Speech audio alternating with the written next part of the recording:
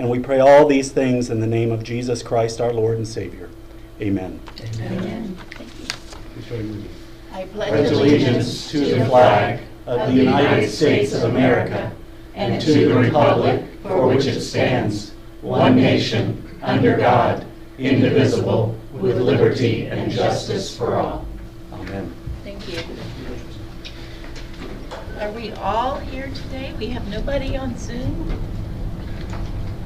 That's amazing. Okay. Roll call, Shannon? Councilman Spawn, Yes. Councilman Kowalski, Yes. Councilwoman Morgan, Yes. Mayor Pro Tem Spear, Yes. Mayor Powell. Yes. Okay, are there any visitors here this evening that would like to address the council that are not on the agenda? All right. Minutes of the regular city council meeting of May 2nd, 2022. I need a motion to approve the minutes of the regular city council meeting of May 2nd, 2022. I make a motion to approve the meeting minutes of May 2nd, 2022 for the regular city council meeting. Second. Roll call, Shannon? Councilman Spawn, Yes. Councilman Kowalski, Yes. Councilwoman Morgan, Yes. Mayor Pro Tem Spear, Yes. Mayor Powell. Yes. Consideration of agenda. I move we approve the agenda as presented. Second. Roll call, Shannon? Councilman Kowalski, Yes. Councilwoman Morgan, Yes. Councilman Spawn, Yes. Mayor Pro Tem Spear, Yes. Mayor Powell. Yes. Okay. First proclamation we have is Mark 50. Forward Day is June 10th. Is there no one from Mark to receive it? We will dispense of reading of that one. Our second item on our agenda is our proclamation for National Hospital Week. I'll come around there.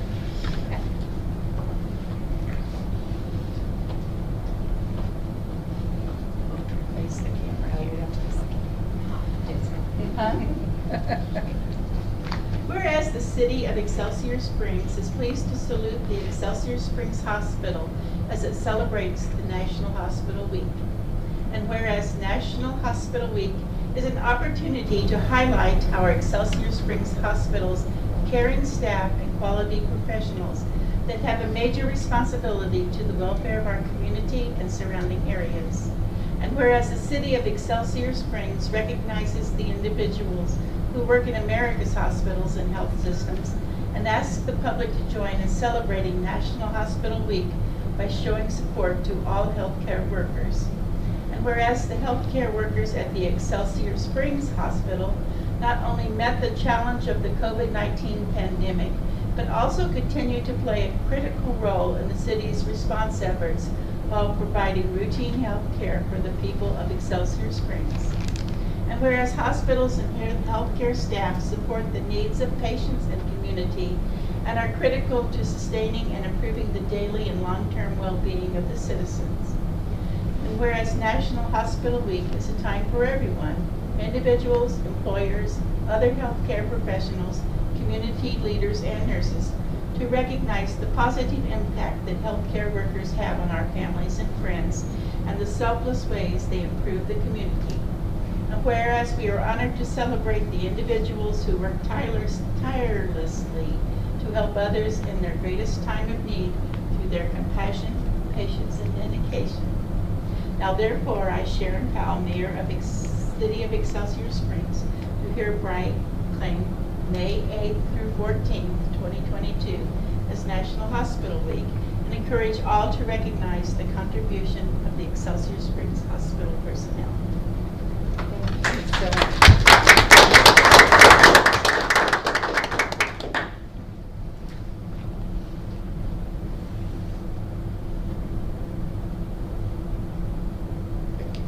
Thank you. Thank you.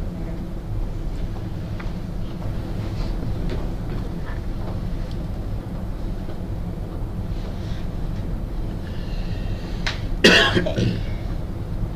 And our Third agenda item is the presentation of the Excelsior Springs Hospital Annual Report. Kristen DeHart, CEO, will present. Thank you. I have my glasses on. Madam Mayor, members of the council, thank you so much for this honor to be able to present our report to you. I believe this is my 4th report. In 2 weeks, I'll have my 5-year anniversary with the hospital. And I remember Molly talking to me early on about having this report, and I thought, oh my gosh, I'm just so nervous, and today I'm probably just as nervous presenting to you even these great results that we have today. Want to share with you the annual report. It is kind of an interesting time of year because we're in May, but the report is actually to review 2021, but there's so many good things happening in 22 that I wanted to share that with you also. So we will, hopefully this will work right. Oh, thank you, that helps so much. So a review of 2021 and what a year it was. It's hard to see this bottom note, but this is one of our Everyone Shines Here cards. And I love it because it starts out by saying, God knew that this was a place I needed to heal from COVID. Words cannot express the gratitude, da da da da da. And at the top, can't see because of our screen share, Sarah Gonzalez, our Chief Nursing Officer, at one of our busiest drive-through clinic days, over 550 people seen that day through the drive-through. So we have decided our story this year is that it's our story to tell, and we're going to tell it well. And a few of the statistics that you can see here without going too deep into numbers, but 2021 was an amazing year, one recovering from COVID and then getting right back into COVID. All of the green marks are a 10% increase from year over year, with patient days being up at 675, if I'm reading that right, Brian. I might need your little eyes over there. Emergency room visits continue to be up. Our cardiopulmonary numbers, one number, and we'll talk a little bit later about home health and hospice. The closure of the Liberty Hospital's home health and hospice happened very abruptly, basically an overnight service, and our home health volumes doubled overnight. So as of today, we have 220 patients on caseload for home health and hospice. A year ago, that number was closer to about 79. Wow. Lab, of course, significant testing with COVID testing, and so proud to be able to handle that. Our outpatient clinic visits up from 3,600 up to 5,100. Pharmacy doses up to 56,000, almost 57,000 doses administered this year. And our physician clinic visits look a little skewed from last year. I'd love to say that we bumped up from 5,900 visits to 14,000 visits. That does include our drive-through testing, our COVID drive-through numbers. So realistically from the clinic, though, those visits are up to about 7,000 visits this year. And you can see radiology growing immensely. Surgery cases, 446 cases in the year 2021. We actually did just celebrate today our 500th Da Vinci surgery in 2.5 years, which is quite a landmark. Therapy services continued, and meal services, even without having the cafe open to the public, still had over 26,000 meals delivered in this last year. We are still continuing to work on our Sustain plan. Part of our plan was, in past year, was to look at Survive first. Sustain was our year 19 and 20, and now into Thrive. And as we looked at our sustainability plan, we looked at our people, wanting to talk about recruiting and realigning what we were doing as an organization and looking at that restructuring and resetting. We knew in our property, this thing called deferred maintenance that had happened for so many years. We wanted to look at pivoting from reactive repairs over that time to proactive facility master planning, which was new to our organization. And then on performance, assessing and adjusting our course as necessary. So evaluating our efficiencies, looking at service lines that worked and service lines that didn't, and looking at those profitability lines. That took us to a focus on our physician clinics, moving those over on site in 2019. The Lawson Clinic, looking for rural health status as far as getting certification for that, and then the development of our community pharmacy. And we'll talk briefly about those in a few.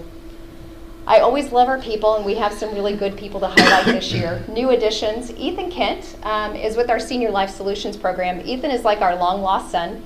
Ethan started with us as a therapist, went over to Ray County, and decided that he wanted to come back home again. So we welcomed him with open arms, and now he is our Senior Life Solutions Director. Frank Sanchez is pictured here. Frank came to us last year on a agency contract for lab services, and has signed a 2-year contract with us to maintain our lab. And I give Frank a lot of our credit for our success with our COVID clinics and our COVID processes. In the past, we would not have been able to do the volumes that we did with the equipment that we had. Frank came to us from down in close to Houston, Texas, and brought with him a wealth of knowledge and a wealth of ability of how we should utilize our COVID funding to upgrade our lab for services that will help us into our future. John Freeman joined us in environmental services, a phenomenal addition to our team back in December. Tina Cook, I believe everybody has had an opportunity to meet Tina. I made a commitment to Jesse years ago, before I even knew Jesse that well, that yes, Jesse, we're going to have a clinical community educator. And every year I kept saying, I just haven't found the right person. Well, Tina Cook found us. She is from Lawson, and this is her passion and her power and glory. And I believe that in her first 9 months, Tina was able to provide 52 different sessions at the community center for our health and wellness options. And just recently helped to put on our first event, our community health fair, that occurred on April 30th. And it was a very cold, blowy day, but 48 different folks that were there as vendors, and what a wonderful day. Working very closely with Julia Meese, the hospital actually became the fiscal agent for SAFE, the Substance and Abuse-Free Environment, this year. So Julia is now employed with the hospital and working very, very closely with us.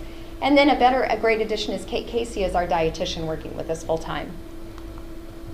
On our physician side, Dr. Anissa Slack joined us about a year ago, and she is pictured up here on the left corner as our hospitalist. And her background, when we finally are able to get through COVID and kind of calm down on the hospitalist side, is working towards women's health, and that is her passion in life. Dr. Samir Patel is down in the lower corner, and he is a pulmonologist that is working with us, providing clinic sites every week and doing some of those clinics by telehealth. So that was our first addition to telehealth in our outpatient setting. Dr. Chaudhry is with rheumatology and has joined us back in a little over a year ago, is out on a leave right now, and Dr. Dowd is covering for her. And Dr. Dowd loves our clinic space and our team so much that he has said, even when Dr. Chaudhry comes back, I want to continue to have clinic here. So we're very, very blessed to have rheumatology, and that also works with a lot of pain and working in conjunction with our pain management docs. And then the top corner is Jana Murphy, is a nurse practitioner that has come to us out of Lawson, a lifelong Lawson resident, and is working with us at our Lawson Primary Care Clinic. And she is just as adorable as she is on that picture. New to the board this year, we have 2 new board members by your appointment. Mike Anderson is at the top with Chuck Anderson Ford, has just been a delightful board member, asks a lot of wonderful questions. The bottom corner is Janine Stubbs, and I have to admit to everybody, this is not Stephen Stubbs, her husband.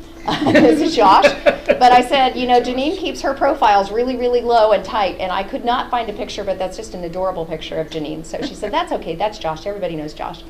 So wonderful board members. The one thing that I love about Janine is she's never afraid to ask a question. Anybody that knows Janine knows that she says, I have a question, and many times I have to say, Janine, let's stop. But both wonderful board members and board additions. So today we are in our Thrive mode, and a year ago I was thinking it was a little premature to say Thrive, but you'll see our numbers in just a few minutes. And the things that are happening with that Thrive that are making us thrive today are the addition of the outpatient clinic specialties. We started with an enhanced interventional pain. Dr. Denny Hamilton was in about every other week, and now I guess good news or bad news is Dr. Hamilton is here about 9 days out of the month for pain and interventional pain specialty. So a lot of folks in pain, the good news is they're getting treatment and having access to care. Pulmonology, as I mentioned with Dr. Patel, not only doing our clinic sites, but also giving us inpatient consultation services for our inpatient folks.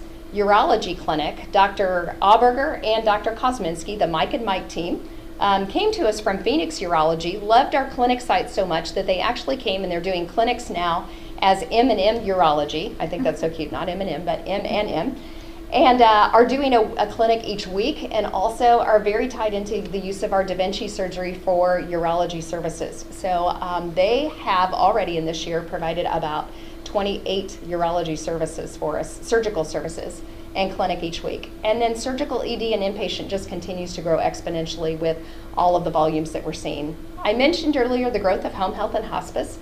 These providers across the Northland are closing down, unfortunately, and that's really, really rough, but our team continues to expand.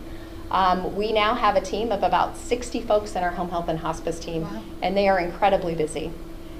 Again, talked about the partnership with the Excelsior Springs Community Center and Tina Cook and her Fuse. She is just a delight. If you haven't had a chance to meet Tina, she just exudes everything that we would love to have. And her background is she is a state surveyor in the past. So how awesome to have a state surveyor telling you what you should be doing and what you shouldn't be doing. Under primary care growth in the retail pharmacy, we did take the consolidation 2 years ago of the primary care clinics, Dr. Bizard and Dr. Pickett's, and moved them on site. That is increasing the referrals that right on site, somebody can come in to see their physician, they can go right down the hallway, have labs drawn, have their radiology services done. Retail pharmacy is right there. Our retail pharmacy continues to grow and is probably doing about 110 community scripts every day right now. So our game plan for that pharmacy services, as we all know, Jack Monroe and Monroe Pharmacy unfortunately closed overnight. That left a lot of people in a pinch, and so the services are that we're continuing to increase volumes at our pharmacy. Next steps will be looking to have delivery services to Lawson because they don't have pharmacy services in Lawson right now, and probably within a year will be delivery services here in Excelsior Springs out of our pharmacy. Telehealth is happening and continues to do very well for folks. Our physicians are using those telehealth opportunities, not only for patients that can't make it into the clinics, but also for our nursing facility visits. That was a really big thing when the nursing facilities were closed and wouldn't allow folks to come into their facilities. And then Lawson Primary Care will become a rural health clinic getting ready to be surveyed anytime. What that does is that as a rural health clinic, because it's on the Ray County side, that allows for additional opportunities for reimbursement for services and a higher reimbursement for Medicaid type patients to be seen in that clinic space. This slide I am so proud of. That specialty service side and clinic side has doubled in my time here, in my 5 years. I would like to take credit for it, but I think it's just that we're just doing so many good things. It's my entire team. Physician services with our 3 primary care, our post-acute service lines, and our providers continue to grow. Dr. Nesperi is down on the left column, and he is our Da Vinci champion and our general surgeon. I asked today, and he is close to his 1200th Da Vinci surgery. So very, very exciting. Dr. Justice up on top is a wonderful, phenomenal friend of many of ours in orthopedics and continues to bring more orthopedic providers from OSI. And of course, our hometown hero, Dr. Hoffman. If you haven't met Brad, you need to meet Brad because he's an amazing ED physician as well.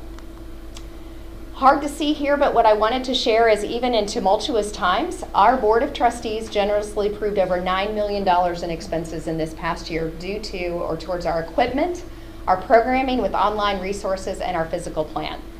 $4.9 million of that was our CARES Act funding that had to be used. You had to spend it or you had to lose it, and this team was amazing. The work that was done was approved about Easter last year and had to be completed with all invoicing done no later than June 30th. And we met our goal and we didn't give any of our dollars back, and you're seeing the progress. We had questions about the building up on top. What are you doing? Are you doing slides, water slides? What is that? That was temporary air conditioning as we put in new HVAC systems through the entire organization. And then equipment down here and new air handlers. And you can see the size of these air handlers down in the corner. These guys on the roof are 6 foot tall, and that's the size of those air handlers next to them. They are just huge beasts. This is our clinic in Lawson. I love to show that in the bottom, that was our first clinic in Lawson, and the top was Dr. Cantrell's building that is on the main street there. And taking the trees down, Jerry was not happy with me, and I wasn't happy to take the trees down either, but we love what the product looks like now and have 2 nurse practitioners practicing in the Lawson clinic and telehealth opportunities available. So really improved the storefront and the access to care for our Lawson community as well.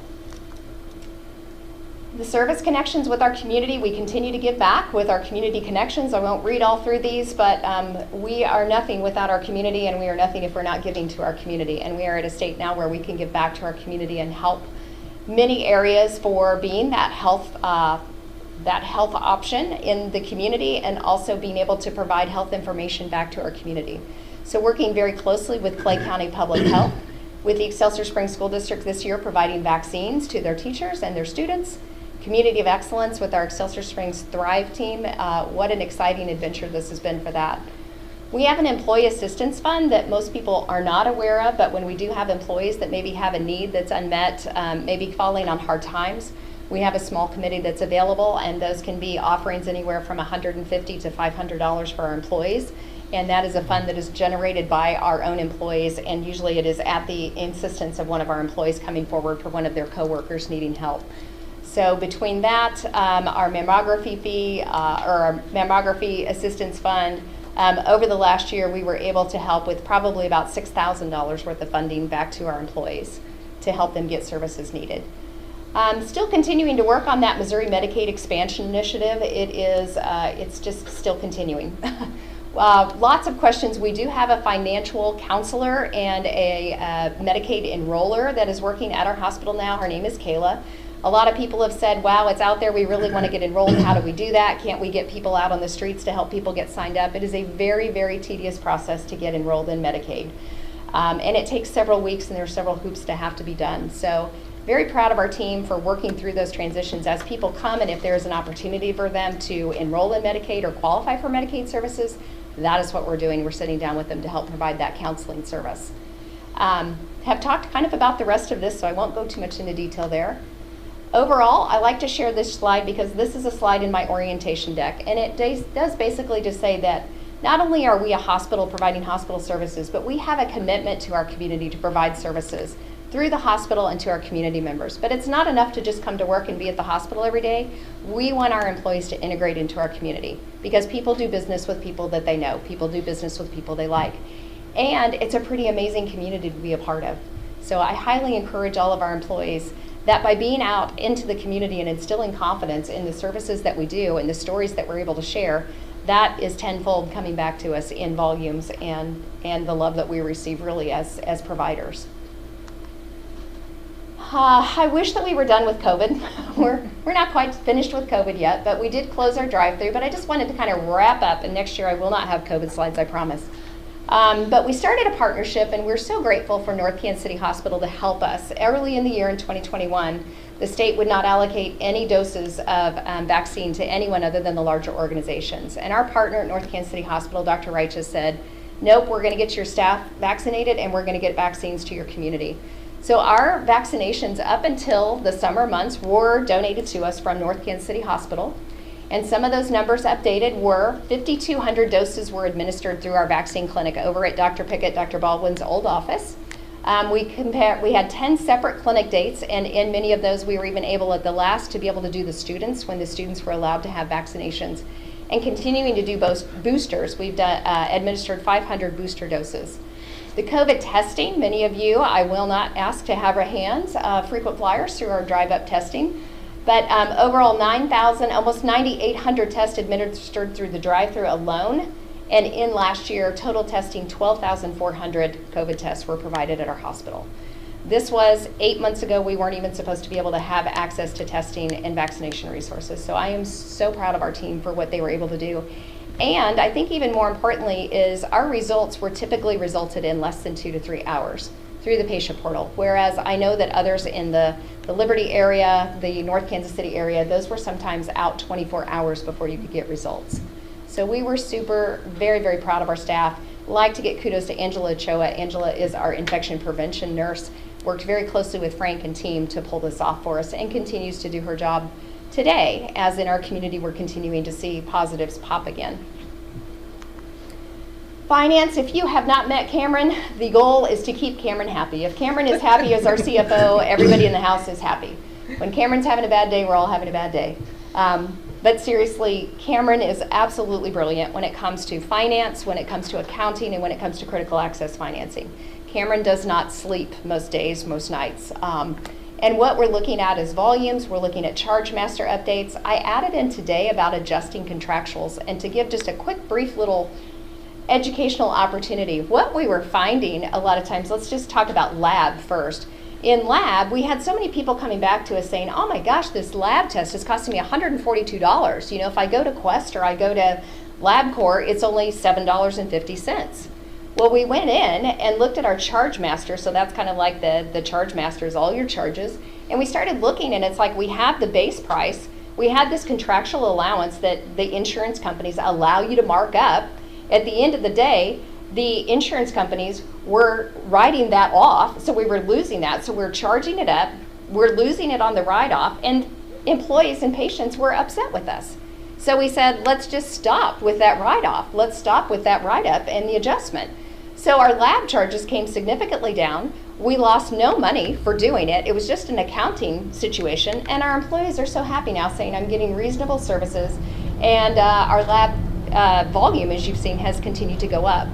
So that was a lesson for us to look at every single one of our departments and looking at what those arrangements are. I think hospital accounting teams will always have jobs because there's so much creative financing that goes on, or financial things that go on in accounting. We are doing it right and we're doing it the right way, but we want to also make sure that it's fair and just to our patients coming in, and reasonable charges. So looking at that, documentation, coding and billing, and then of course collections. Collections is kind of hard, especially now when people have so many different competing agendas of where they need their money to go, if it's paying for their bills or whatnot. So we do have care payment options. It's a credit counseling service available, cash discounts, and then ultimately looking at some additional funding sources that are available. This is a very, very fun page for me. When we look at this, I like to share with you about 3 slides from, this is actually cut and paste out of our audit for the year. And when we look at our increase in the net position, if you look at where Cameron and I are about shoulder height there, in 2019, our net position was a negative $4.3 million. In 2021, a positive $6 million. It's a swing of a $10 million change in 2019 to 2021. We are surviving, and we are past survival, and we are thriving right now. And that is because of all of the things that we said we needed to do in 2019. 2020 and 2021 with COVID gave us a really nice runway to be able to do those things that we needed to do, to bring the clinic space over, to be able to build the pharmacy services, and to be able to use that COVID money to the advantage to get those systems up and going. And this trend is continuing. This year we are on target revenue-wise to be at $100 million. When I started, that was about $52 million, so in 5 years. So that's a really fun number for us. This just shares a little bit more about the hospital's net position increased by $6 million in 2021, an increase of $1 million in 2020, and reported a gain from operations. This is our first year since Cameron and I have been here that we are actually reaping the rewards of operational cash coming from operations. Not from our taxpayer dollars, not from grants, not from other funding. It is actually truly operations. Net patient service revenue increased by 37% year over year and an 11% from the year before. So the hospital is doing incredibly well. This slide has a lot of information on it. This is from the audit that we have to say, kind of a preview. What do we think we're going to be able to accomplish in our next year? And I am very happy to report that all of these pieces and parts on here are very large projects. And 90% of this project list is already completed today as of May 16th. Ongoing expansion of the retail pharmacy services is one. We're continuing to look at those commercial insurance payers. You may remember about a year ago I told you that we were working with Blue Cross and Blue Shield, and Blue Cross and Blue Shield had not renegotiated contracts with any of the Kansas City providers since 1998. As we've dug into that a little bit further this year, their systems haven't even been able to be updated for us to be able to talk about negotiating contracts. So every day it's kind of a new world with those commercial insurance contracts. Looking at continuing to enhance our physician recruitment, we have some really phenomenal updates coming up. Several great interviews over the next few weeks for primary care, pediatrician, and psychiatrists, and all are very, very excited about the move to Excelsior Springs. So I'll be bringing that back to you all. Looking at evaluating all service lines for contribution margins. Always near and dear to my heart is the charity care section, and there's a lot of words on this slide from the audit, but it is to share that we had an aggregate of almost $1.5 million that was truly charity care last year, that was given in charity care. The year before that was 1.3 million. The year before that was roughly 1.7 million. So we are committed to our charity care policies. And just a little preview of what's happening in 2022. We've got some good things happening. As we look at healthcare, and you're hearing all these stories about the larger hospitals and the organizations really struggling to staff and have staff, and nurses are burned out, and physicians are burned out. We are not feeling that in our organization. I'm going to knock on wood. We have really put our focus in the last year when we looked at all the different things that needed to be done. We wanted to look at our people. We wanted to invest in our people. A year ago, we were able to increase our salaries, be able to look across the board, and that salary increase took us to about a $600,000 increase to make sure we were right-sizing salaries, we were getting people in their right job descriptions, their right job duties, their right job titles. This year, we wanted to make sure that we continue to work on the training of our staff. Staff members want to do a good job, and they want to have the resources available. We wanted to be the employer of choice. We wanted to minimize our cost of turnover. Turnover is very expensive. Every person that leaves, every clinical person is estimated to be about $55,000 to $60,000, and that's very, very expensive. Looking at improving the culture and our employee satisfaction and positively, as people are engaged in their culture and love where they work, the patient safety just comes hand in hand. So I think most of you saw our video last week. We do have a lot of fun at work, but we are also very, very serious at work. This was our report card that we put together last year. And you'll see that there's staff training, staff safety, staff recognition, physician engagement, all related to people. We wanted to focus our different intentions on our people. I'll come back to this in a minute to show you some of our goals. We engaged an outside agency for a second year called Performance Dashboard to conduct our organizational employee satisfaction survey, because if your employees aren't satisfied, all the things that I try to have them do never work, right? So we had 82% response rate for our survey, and statistically significant tends to be 40% or better. So this was about 260 employees that responded. And our action item list generated to say, where are our hot buckets? What do we need to work on this year? Cappy Leland is the founder and CEO of Performance Dashboard, and he said, year over year from 2020 to 2021, our employee scores have significantly increased. So much so that we didn't even have to generate an at-risk profile for 2021. Now that usually means if you're like the most improved, it means you really stunk last year to be the most improved, but we really had a really nice year in 2020. So they basically told us that they have not seen an organization make such a remarkable turnaround within 12 months. Cappy Leland is the founder and CEO of Performance Dashboard. They've worked with thousands of hospitals over the last 22 years. So this is a monumental feat for us, and we were quite impressed. So a little bit about this is, you see this little baseball grid, and there's leadership, people, strategy, and performance, and you're used to seeing like some little yellow marks in there and some red marks in there saying there's some concerns. We were green across the board, so basically saying that our immune system reports to be overall strong and resilient, and we're ready to tackle any challenge it faces. So I'm like, great, we don't have to do anything, everybody loves us. Well, there's still a few things that employees think could do a little bit better. So we started to ask about, into the weeds, what are the questions, what could we do better? And our employees, basically, we were talking and looking at people are engaged and satisfied and committed to their jobs, but some felt a little bit of a lack of connection. And we identified those to be our off-site clinics, our clinic up in Lawson, our express clinic that's not on site. So maybe they don't get to be invited to the food parties, and maybe they aren't getting opportunities to come down and sit in town hall meetings. So we wanted to look at those off-site locations for home health and hospice as well. Under leadership, really good about communication, but as everybody knows, communication can always be better. Everybody wants more communication. And then strategy, asking, do you believe that the organization is on the right path for strategic direction? And 94% of our employees said absolutely believe that we are continuing to improve communications, and through communications improvement, we are meeting and exceeding our strategic goals. So that felt really good. There still were some comments from our employees, though, because employees always have a voice. And the verbatim comments from employees were like, we want to talk about benefits. We want to talk about physical space. We want to talk about technologies. We want to talk about consistency. PTO was mentioned in 15% of the comments. Before I got here, I apologize for that, somewhere in 2016, we took back about 6 days of PTO because we couldn't afford it. We couldn't stay open and still have our employees have that generous of a PTO bank. Also, we had taken away employee health benefits for the spouses. That was given back 2 years ago, and this year, with the work that we were able to do, we were adding back in anywhere from 3 to 4 PTO days, and allowing our employees to, I think my next slide says that, allowing them to accrue that PTO quicker so that they can use it faster, and then being able to look at their years of service and editing where those PTO breaks come in. So overall, Christmas, being able to give our team back 3 to 4 days and being able to accrue their PTO faster. The hope is that this year we'll be able to get back and have another 2 to 3 days of PTO that we can add back in, because that work-life balance is so very, very important to us, so we want them to take that time. This is a great picture. Erica Eckersley just received her 25-year pin with us. So think of this, 25 years doesn't seem like much until you think it's a quarter of a century.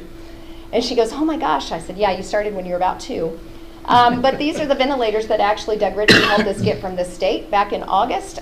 We made a phone call that we needed ventilators, and at 10:28 that evening, 6 ventilators were delivered to our hospital.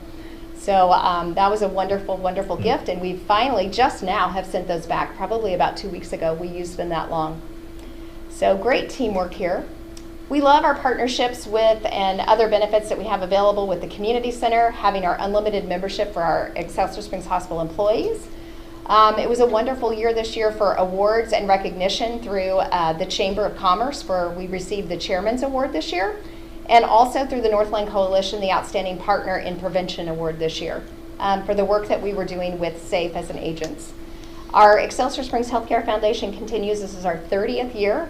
Dr. Powell is our president of our foundation and a wonderful part of our community, contributing over $2.4 million in the 30 years. And that goes right back into our hospital, right back into much needed equipment.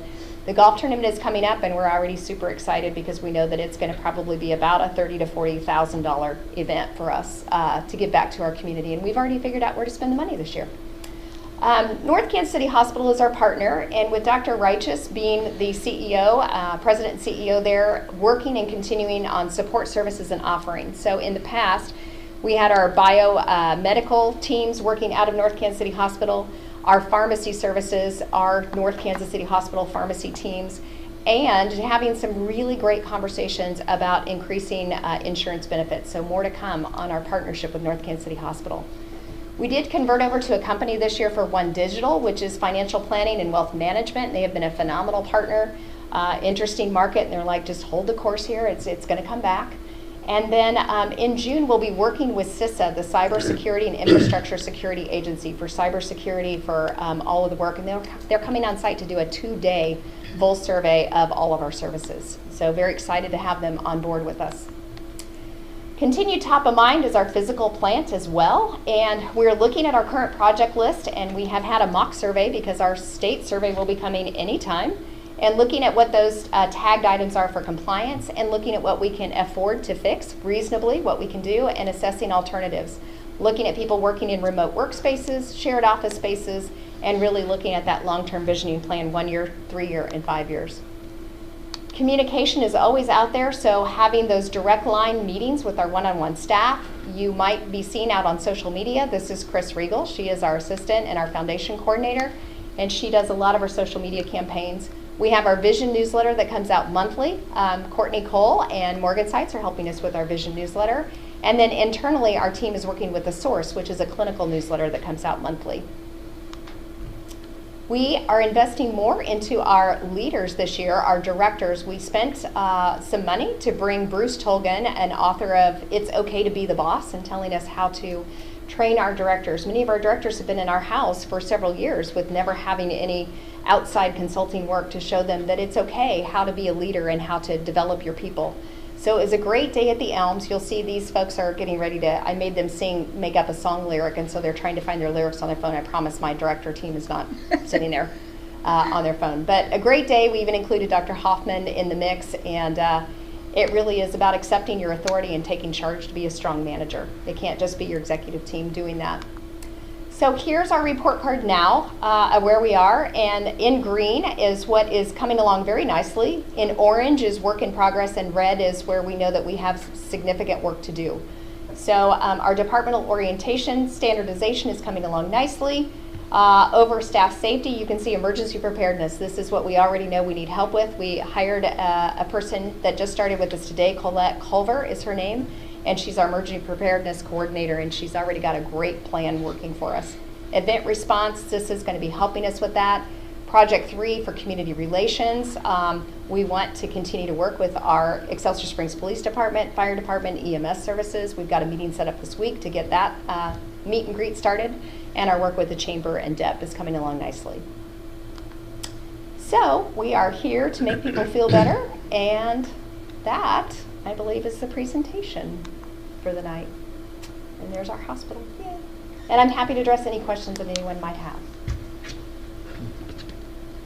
That was wonderful. It Thank was. you very much. Thank you. I appreciate that.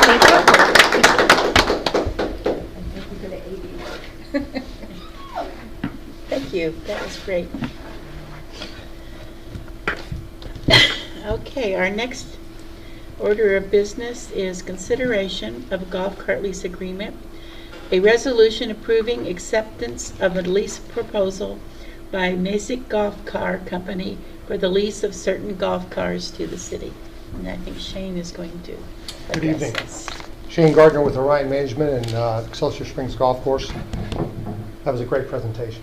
Thank you.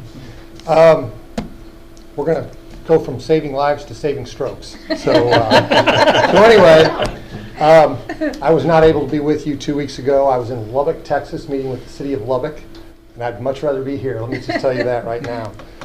So what we have at hand here are the lease for the golf cars for the golf course. We bid it out to 3 companies.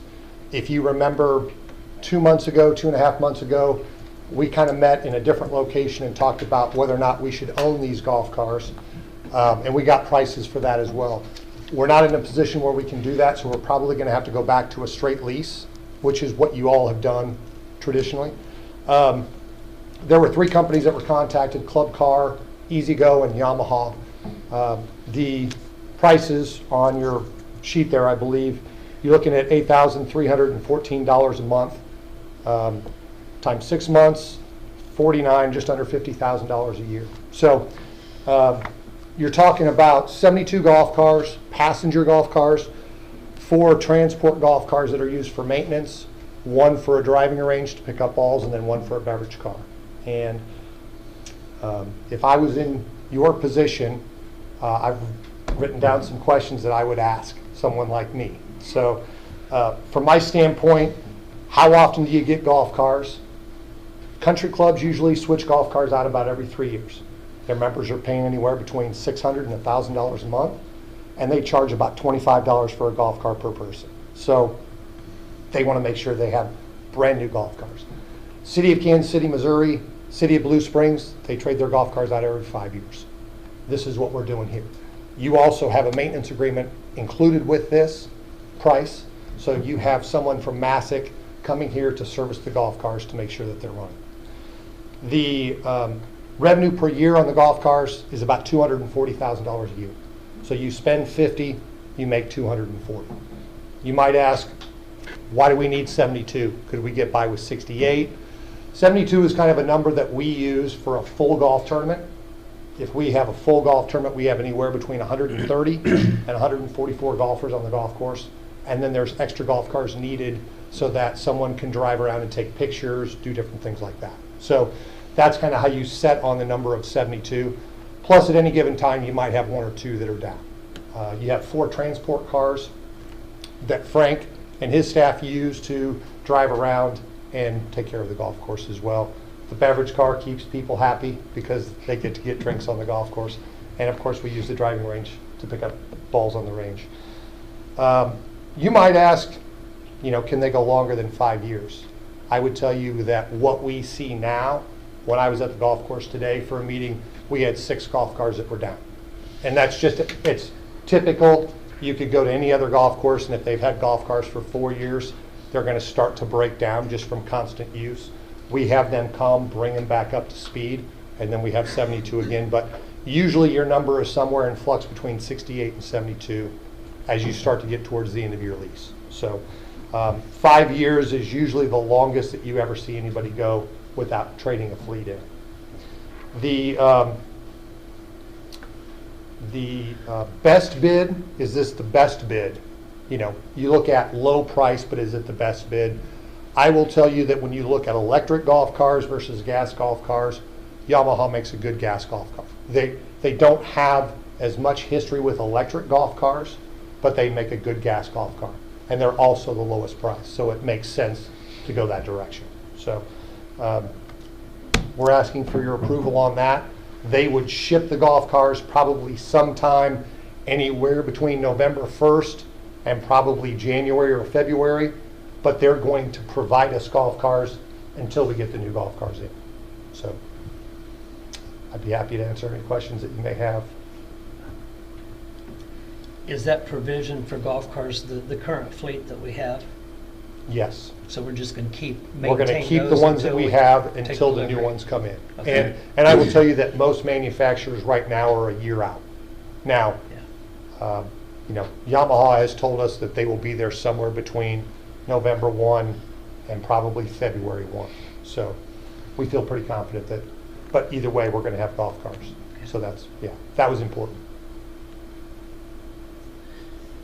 Is the maintenance contract for the whole 5 years? I noticed it had a 2-year warranty, but a maintenance contract. How does that work? Is it after the 2 years, if you require maintenance, then you're paying for that? Or? Actually, for the utility cars, it's 2 years. For the Okay. passenger golf cars, it's 4 years. So Okay. they take care of everything for 4 years. If something breaks, if something happens, Oh, I they see. take care of it for 4 years. And that's pretty standard. You know, we have golf cars for the city of Kansas City, Missouri that are gas golf cars with a different company. All their warranties are pretty similar. They're 4 years usually. In that 5th year, you're going to have some things that happen. You're just on the hook for replacing those and fixing them.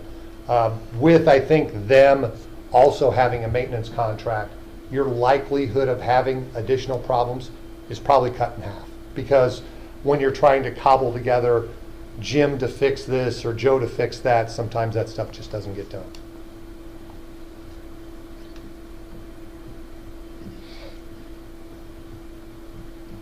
But I think when you look at something like this, that's a big enough revenue stream. I mean, the only other revenue stream that's this big is golf fees.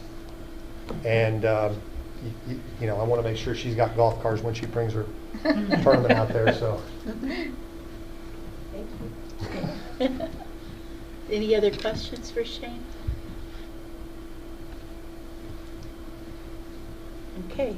Resolution approving the acceptance of a lease proposal by Massac Golf Cart Company for the lease of certain golf cars to the city. I make a motion that we approve resolution number 1344, consideration of golf cart lease agreement. Second. Roll call, Shannon? Councilwoman Morgan, Yes. Councilman Spawn, Yes. Councilman Kowalski, Yes. Mayor Pro Tem Spear, Yes. Mayor Powell. Yes. Okay. Thank you. Thank you. Thank you. That was a great explanation for us. Thank you. Thank you. Thank you. Thank you. Okay, agenda item number 5 is consideration of Park and Recreation Board appointments. It's a resolution appointing Sherry Branson-Hurt and Terry Irons and reappointing Scott Button to the Parks and Recreation Board. Sherry Branson-Hurt and Terry Irons will be replacing Susan McAuliffe and Christy Marker, who have termed out in their service. So,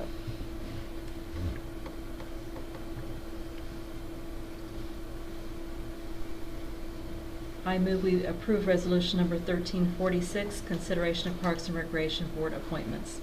Second? roll call, Shannon? Councilman Spawn, Yes. Councilman Kowalski, Yes. Councilwoman Morgan, Yes.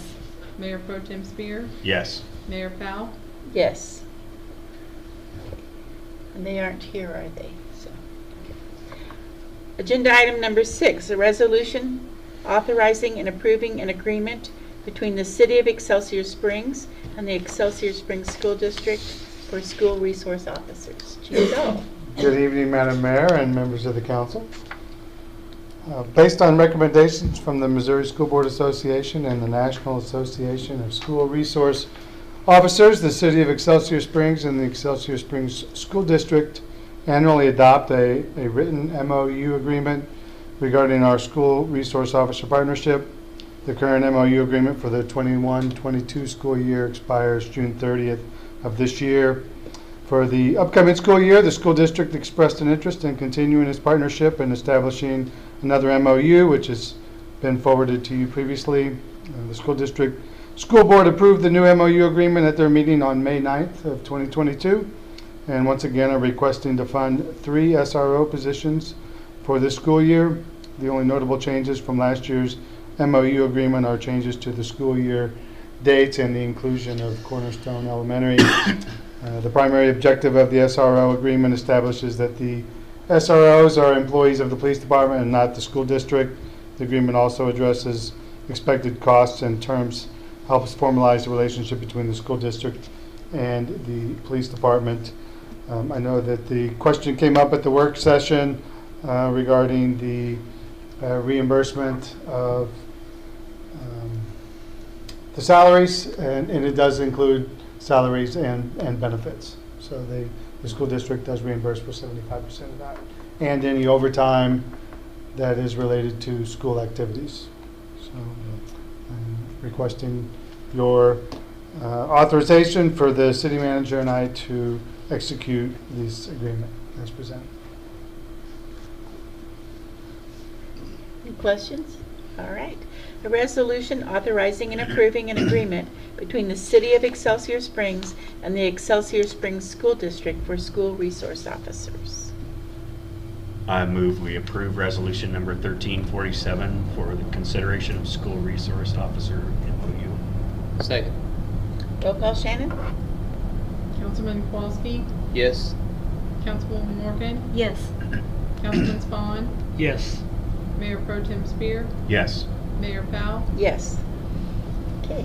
The next item, agenda item number 7, is a resolution approving Police Department roof replacement project change order number 1 with Delta Innovative Services Incorporated in the amount of $31,574.15. Yes, so when we first obtained bids for the roof project, the initial bid was for $214,000. During that time, Delta informed us that there would likely be an increase in total project cost due to material price increases. Those material price increases did occur, which resulted in an additional material cost of $11,390. Secondly, while Delta was inspecting the roof, they recommended that we install wood blocking and metal coping in order to seal the perimeter wall and decrease the chance of any future water damage. The blocking and metal coping addition resulted in an additional $20,184 in total project costs. And then finally, due to a color change with material that occurred mid-project, an additional $1,716 was needed to match the skylight material with the metal coping of the roof perimeter. This brings the total project cost to $247,290.15. When Interim Chief Weber made the initial request, the approved amount was for $235,400, which was 10% above that contract bid of $214,000. This was to assist with any unforeseen expenditures. Therefore, we're asking for an additional $11,890.15 in order to complete the roof project. The Capital Improvements Authority met on Monday, May 9th, and we received approval from them for the additional cost to complete the project, and the addition of the coping will ensure the integrity of the roof for many years to come. So we're asking the City Council to approve the attached change order. So is it 11,000, not 31? Yes, so the initial difference was already incorporated into the project, but this amount was over and above that. So it's an additional $11,890.15. The contract was 214, and the change orders, all three of those total 30-some thousand, taking it to 247. Okay. Capital Improvements approved, they had approved an amount of 235 because we knew there would be some price escalation. We had to go back to them because we had to get from 235 to 247. And I can't sign a change order over 15, so we're back here. So, but the resolution reading 31,000 is correct? That is the change order for from the contract that was approved at 214. Okay, all right. Is there any other questions? A lot of numbers. A lot Yes. of numbers. Okay, a resolution approving Police Department roof replacement project change order number 1 with Delta Innovative Services Incorporated in the amount of $31,574.15. I move we approve resolution number 1348, consideration of change order number 1 for police station roof. Second. Roll call, Shannon? Councilwoman Morgan, Yes. Councilman Spawn, Yes. Councilman Kowalski, Yes. Mayor Pro Tem Spear, Yes. Mayor Powell. Yes. Thank you. Thank you. Okay, agenda item number 8 is consideration of a contract for community center pool dome, a resolution approving a contract with Horizon Structures Worldwide LLC in the amount of $394,538 for the community center pool dome project. Madam Mayor, members of the council, I learned a long time ago, if you can't beat them, join them. So I'm glad to be your partner. Well done. A couple of things. I just think we need to spin back 35 plus years ago. Sadly, I sit on a committee that, and I think Molly was there also, but we started discussing outdoor aquatics. The voters finally got tired of us and said, take it to us. And so they voted unanimously to go forward with the penny sales tax. And so you had phase 1. Over the last 5 years, Performant stated that we needed to get 2,200 members to break even to exist, and greatly we've gone outside the city limits with great partners like the hospital, the police department, the fire department, the school district, and many more. And we've exceeded that with recently with our employees of the city of Excelsior Springs, and due to Nate and his crew, we're over 6,000 members as of today. So you build it, they will come, and yes, they have. And so we know that we need to expand, and at their request, and so Molly did a great job of getting a finance package together with you all approving in a rapid fashion, because there was only a tight window, and I appreciate that.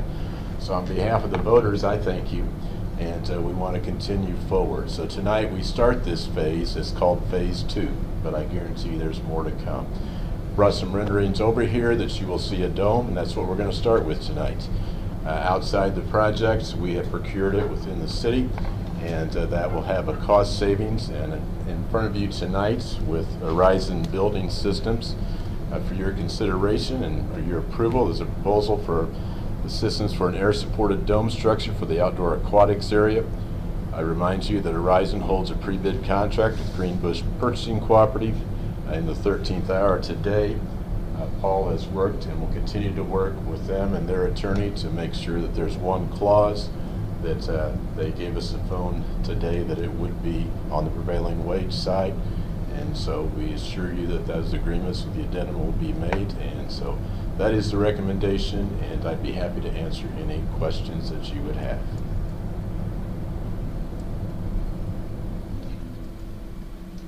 It was the recommendation of our architects that we do this outside the scope of the project, still using our bond money. This isn't costing extra money, but you might explain why they recommended that we do it outside the scope of the project.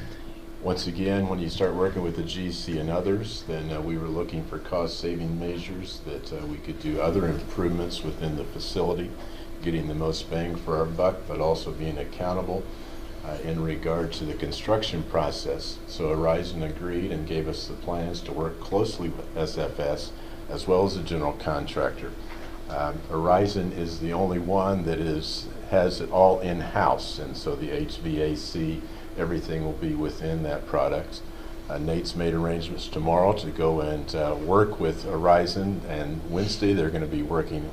They're out of St. Louis. They're working at Clayview Country Club. They're working at Hallbrook Country Club and some others. And so we'll watch that, and SFS will also guide us through that, as will the Horizon representative. So once again, we're still being accountable on the construction process, but more importantly, we're being fiscally responsible. And so I appreciate the question, but this was the guidance of Molly and our architectural guidance.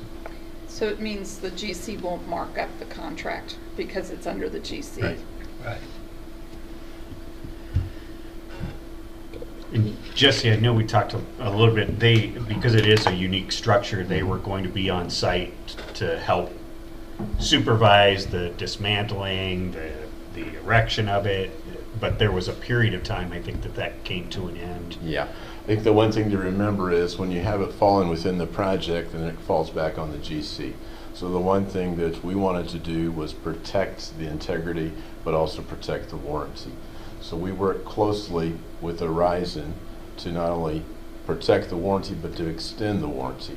And then also within that warranty, to guarantee that warranty, we know that we need to reassure it being responsible on that construction end, and if your own people are doing it, if there's something happens, then it might jeopardize the warranty. So Nate has put in there that we have a full crew to put up and take down the first year. After that, there will be 2 people on site from Horizon that will work with our people to put up and tear down, and that protects the warranty. They'd only control it for 5 years on a rate, and then we have the option after that to continue all the way up to the 30-year mark. Also, there's one being taken down today, yes, tomorrow. They're going to that go we can Wednesday. watch. Yeah, It's in we're our gonna- neighborhood, so gonna we go can go Wednesday. see the process. At Clayview? Uh-huh. Let's go. Okay. Are there any other questions? Okay, a resolution approving a contract with Horizon Structures Worldwide LLC in the amount of $394,538 for the Community Center Pool Dome project. I move we approve resolution number 1349 for the consideration of a contract for the community center pool dome. I enthusiastically second that motion. Roll call, Shannon? Councilman Spawn, Yes. Councilman Kowalski, Yes. Councilwoman Morgan, Yes. Mayor Pro Tem Spear, Yes. Mayor Powell. Yes. Thank you. Thank you. Thank you, Jesse. Okay, consideration of appropriations. An ordinance allowing the claims and appropriating to pay the same by issuing checks out of the various funds of the city. Rhonda? Good evening, Mayor and City Council.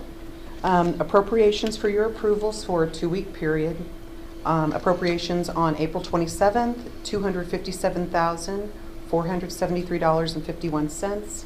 Appropriations on May the 4th of $315,200.75. And payroll on 5/13 of $321,158.67 for total appropriations for your approval, $893,832.93. Are there Do you have any questions? Okay. And an ordinance allowing the claims and appropriating to pay the same by issuing checks out of the various funds of the city.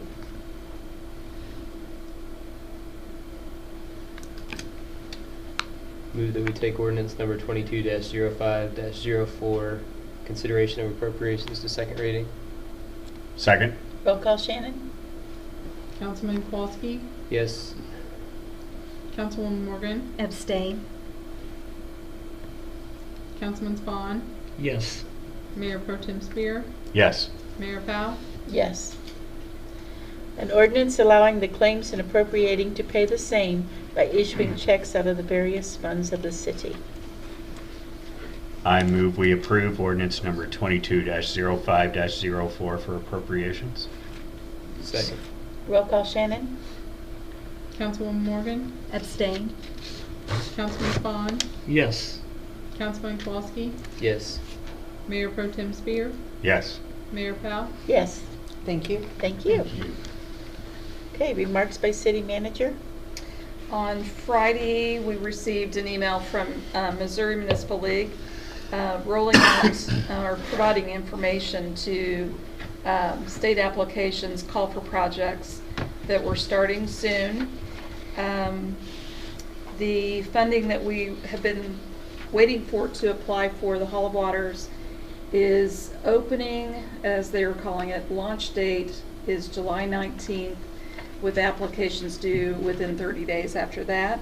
So we'll have that opportunity to apply for those funds. And while we have applied for some water and sewer funds months past, the cycle that the state has finally signed off on has been released, and that the application for water, sewer, and storm projects are being received between May 16th and July 14th. So we will resubmit projects that we had previously submitted for water line upgrades and relining of sewer pipe in neighborhoods. I'm not sure we can get a stormwater project together fast enough for that deadline, but should one be rapidly developed, we'll try. It just, the others were more shovel ready to go, so. Sonia? Nothing this evening, thank you. Stephen? Nothing this evening? Mark? Nothing this evening. Andrew? No, thank you. Okay, I have some updates here from Clay County EDC. They have set the date for our State of the Cities luncheon, and it is July 14th at 11:30 to 1 at Harrah's. And every city has 5 minutes to give your updates. And I will say that I was probably the only one that stayed within 5 minutes last year. But anyway, some of them tend to go on and on. So that's the first one. They've set 2 other dates. Their Look North Award is October 22nd starting at 5:30, and the Keystone Awards are December 15th. And that's a luncheon at Harris. And all of those are at Harris. What was the Keystone, Sharon? December 15th. I've put those dates on your calendar on OneNote so you can see the dates. Thank you. Yeah. Okay. So that's all I have. So if no one has anything else, we are adjourned. I'm going to give this back to you, Mom. Okay, thank you.